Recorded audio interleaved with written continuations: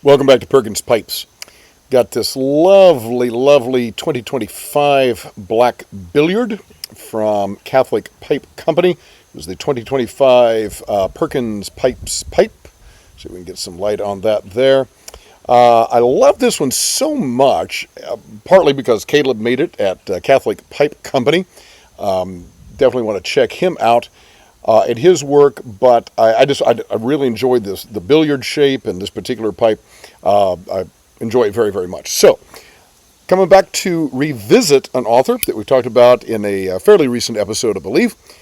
As always, let's get this guy lit. Let's get to talking.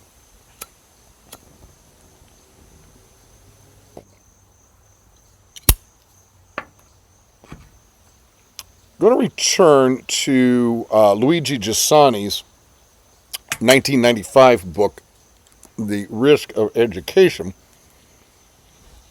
Discovering Our Ultimate Destiny. Giussani was an Italian priest, theologian, educator, author, and as I said in the previous video on this, best author I have ever read on the topic of education.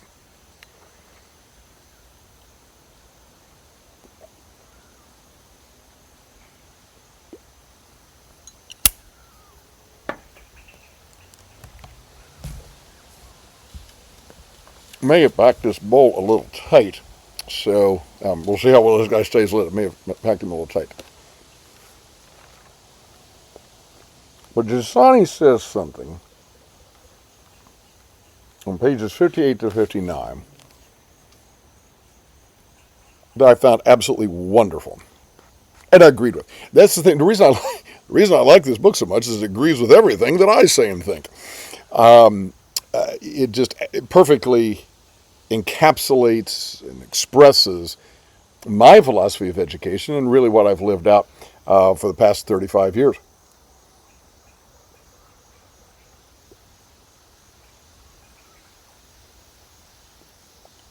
So he writes, only what is great, only what is total, only what is compendious can enliven human energy to face what is minute and mundane.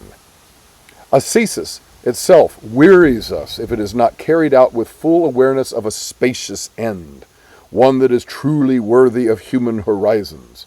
It is crucial to cast young people outside themselves toward compendious and definitive horizons. Now, that not only got highlighted there at the bottom of the page, let's see where we go, over here, but at the top of the page, and I got my asterisks, which means, ooh, this is really important. He does use some big words.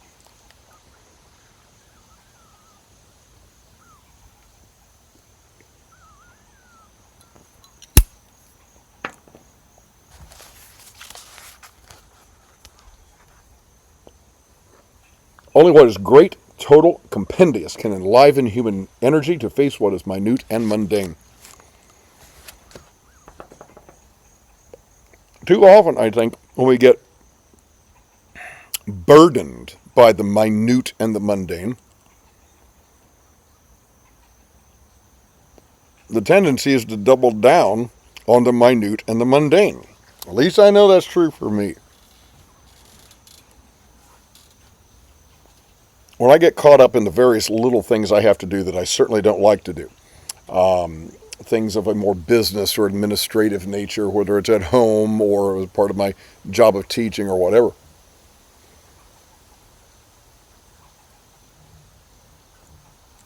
my approach is to just try to charge through it like a bull moose. Just double down on those very things, and it's like, it's kind of a by God sort of an attitude. I'm going to get this done. That never works, by the way. It never works in terms of making me feel better about what I'm doing. And, I absolutely have packed this too tight. Haven't had the check tool out for a while, so I got to give this guy a bit of a poke, a little pokey poke here, because we're a little too tight on the packing there. What you need, he says, is the great, the total, and the compendious. He says that's what gives us the energy to face the minute and the mundane. Now, what does that really mean?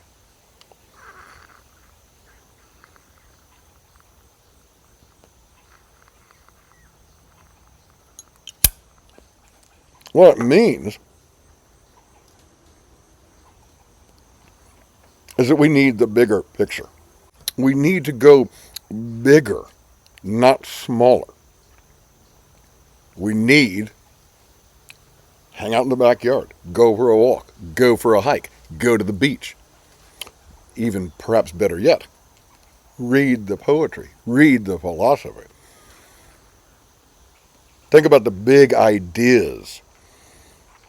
You say, I'm too busy. I got bills to pay. I got to get the oil changed in the car, and I got to pick the kids up from soccer practice. Like all these little things. Yeah, well, you're right. You do have those things. But guess what? You're going to be overwhelmed by those things if you don't have a broader vision. If you don't have, Scripture says, right? Bible says, for lack of vision, my people perish. That's what he's talking about. We need the greater things of learning. And we're not talking about studying for a test here, folks. We're not talking about something in school, but learning, engaging with history, poetry, philosophy, theology, faith, art, music, all those kinds of things. He says we need that in order to be able to have the energy to face the minute and the mundane.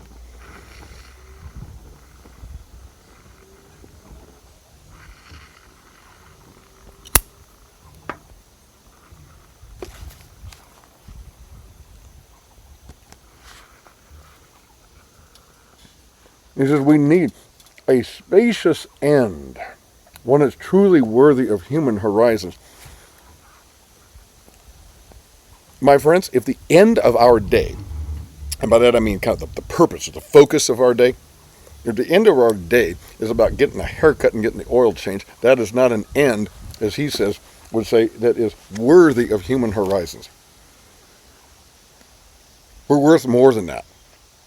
You are worth more than that. I am worth more than that. It's not to say we can ignore those things, right? We have to do the minute and the mundane. But that is not the purpose of our lives. We got to keep our focus on the bigger things.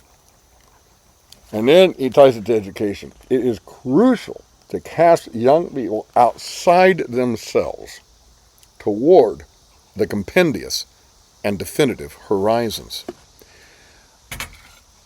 Ever more so today, far more so than when Giussani wrote this in 1995, that's for sure, because of all of the stuff that we're facing, or they are facing, with the constant blooming, buzzing confusion of apps and social media and everything on their phones. We have to draw them outside themselves.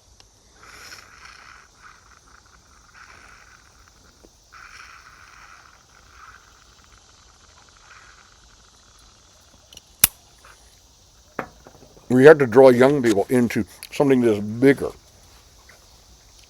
The compendious, as he says. Definitive horizon. Something that really defines them. What's happening on TikTok doesn't define them. Who they are as a child of God defines them. Their calling, their identity in God and their lifelong calling and design is who they're supposed to be as human beings. That defines them. Absolutely. 100%. So what do you and I do about that? Well, as teachers, a lot of teachers are really on a move to reduce cell phones in the classroom. Actually, having students turn in cell phones at the beginning of the school day in the school, not even bringing them into the classroom at all.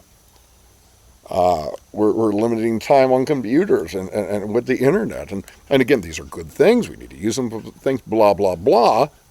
But we can't let that define them. We can't let that define students and our young people. What about you at home? Do you just veg out in front of the TV around your kids? Watch the latest sports event? Not that these things are bad in and of themselves, but do you do anything that is broader, really more worthy of humanity, of you as a human being? I ask this because I'm interested and I'm concerned about our children and our society.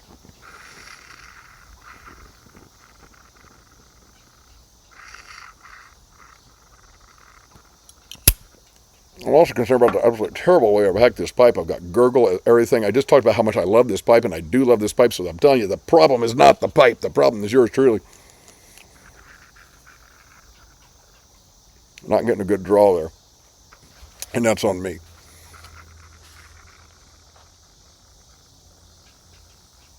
Let me read that to you again. Only what is great, only what is total, only what is compendious can enliven human energy to face what is minute and mundane. It's crucial to cast young people outside themselves toward compendious and definitive horizons. How do you do that for yourself? How do you do that for the children, the young people in your life? Folks, I'm going to repack this pipe. But I want to hear from you on this one. What do you think about that? As Malcolm Guite likes to say, I do these little things, including repacking a pipe, in order at last that I may do nothing. Or as I like to say in Latin, Parva ut tandem, nihil agam. Have a wonderful day.